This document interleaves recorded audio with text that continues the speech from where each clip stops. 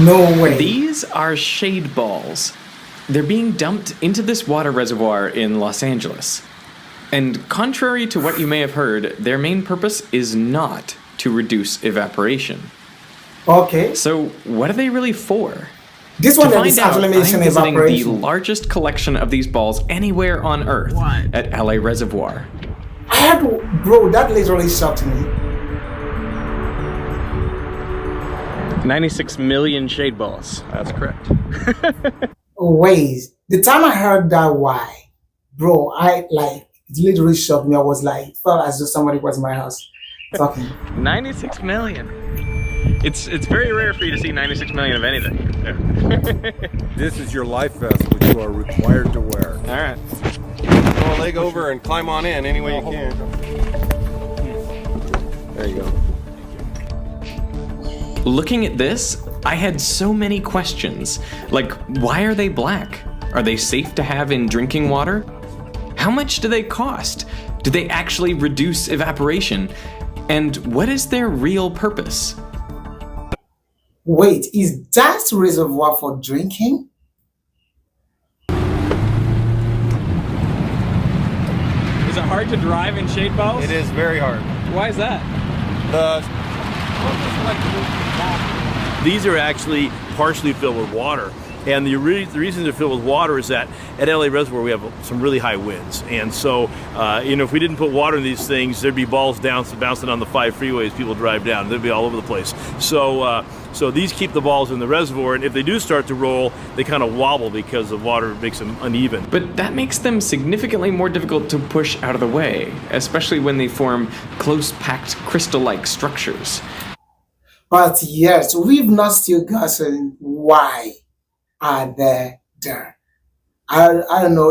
Okay, but let's just keep watching to the end. Behind the boat, the balls quickly come together in our wake, and some, close to the motor, are pulled along with the boat.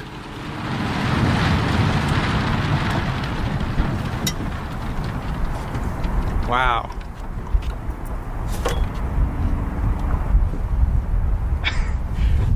What did you think the first time they suggested doing this, or when it first came in? Yeah, it was a little out there. Did you think they were nuts? No, not nuts. Well, it looks absurd. It's like we're in the world's biggest ball pit. Right, yeah, that's what it looks like. Yeah, you can't tell by standing here that we're actually floating over, I think it's probably 40 feet right here, 40, 50 feet deep. Below 40 us. feet? And you can't even see any water. You'd think it was a joke, right? Why? Like if you didn't know, you'd be like, no, you're not. That's you're a green screen or something, right? Yeah, it's fake. So like when I switch on my tap at home, is the water coming from here? Yes. Sometimes. Yes, Or always. Most of the time. Yes. Most of the time the water's coming from here. Absolutely nuts. So why is LA Reservoir... Bro, the water is coming. Wait, that's a reservoir for cooking, covered in shade balls? dishwashing, and Well, the everything problem that all is done? started with bromide. Bromide is a naturally occurring substance. It's associated with salt water, and so normally places like the California aqueduct that comes down from the delta, you get some saltwater intrusions. You have some bromide in the water. Bromide's harmless, and it's almost impossible to remove.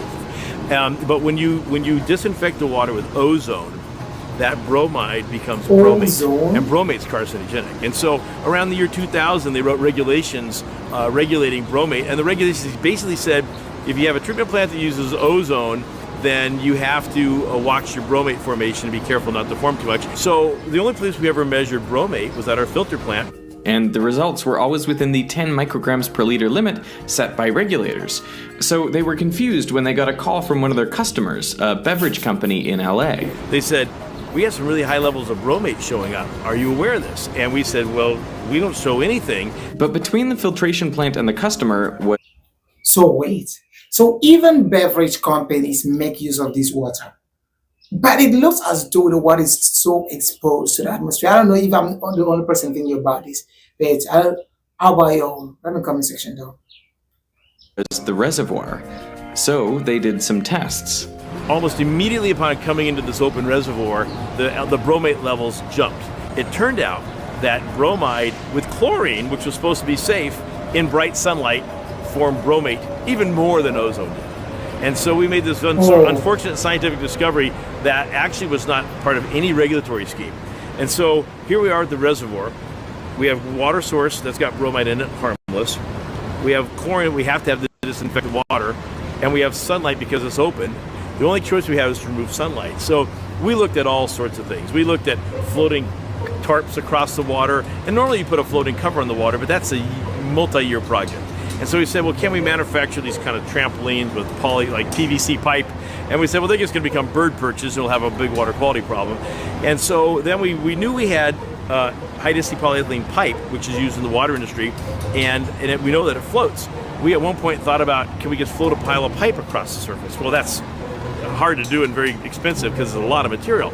So maybe we could take some pipe, run it through a and we can make a debris field across the surface, like the back corner of a lake somewhere.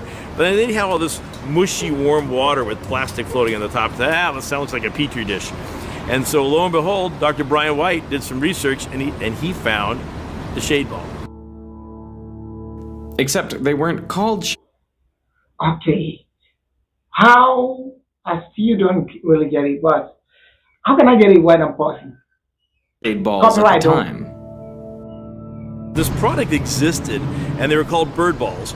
And they used it on ponds that had mine tailings where they didn't want waterfowl to go in and get poisoned, and also around airports where there were ponds and they wanted to keep the waterfowl off so that they didn't take off and get into jet engines.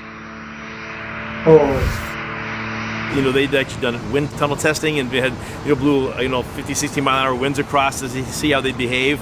But they were really made to deter birds and wildlife from sitting on the water. Did there used to be birds landing here more? Absolutely. Yeah? Yes, yeah. Once we deployed these balls, all the birds were gone. They used to just hang out, right? Loiter at the curbs. Yeah, they'd be all over the You'd see top of the dam. bird droppings They'd be everywhere. down at the outlet tower. They'd be everywhere, but we don't get them anymore like we used to. But before being added to the reservoir, the shade balls had to be tested. Would they actually reduce the formation of bromate? And we bought 3 kiddie pools, 3 little inflatable kiddie pools. And we filled them all with the reservoir water. One was in the sunlight, one we put a tarp on, one we put shade balls on. And amazingly, the shade balls knocked out. So the reason shade balls are black is to block all light from reaching the water and triggering the bromate reaction. The black pigment is also safe for contact with drinking water, and it's stable even exposed to the elements for years. They're black for a reason. So, they're made out of high-density polyethylene. It's the same material that like a gallon milk jug is made out of. It's a food-grade plastic, and they would be clear like a milk carton, except that they wouldn't last. Bro, this is insane. I think that that's not that true. Everybody with your master. I really don't know how is it? This is what people drink, and this is what companies use, like beverage companies use to produce drinks and other things. The sun. Canada And does so they make have a bubbles. material called carbon black in them, and that's what makes the plastic last for at least 10 years out in the sun. We did test to see if there's any other colors we could use. So we actually had the company make 3 different shades of blue, but the dyes were so unstable they said we can't guarantee it's going to last more than a year. And so it's that carbon black, that's the magic powder in this, that really makes this product last in the sunlight. One of the concerns that people raised to me when we first put these on was that, are they going to get hot and then leach material out? And they don't. They're totally inert.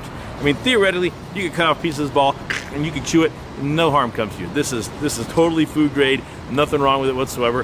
What's it like driving through these things? It's difficult. I like the way people put things and how the apple looks crazy. You can't even chew it. Okay, bro, start eating it. As you can see, we've been sitting here for, I don't know how long, I don't quite a trust while, guy. and there's a breeze, and we haven't moved. I mean, anybody that knows that's been on a boat in a lake, if there's a slight breeze and you're on a boat, you're drifting, right? Not here. This thing, they're just stable.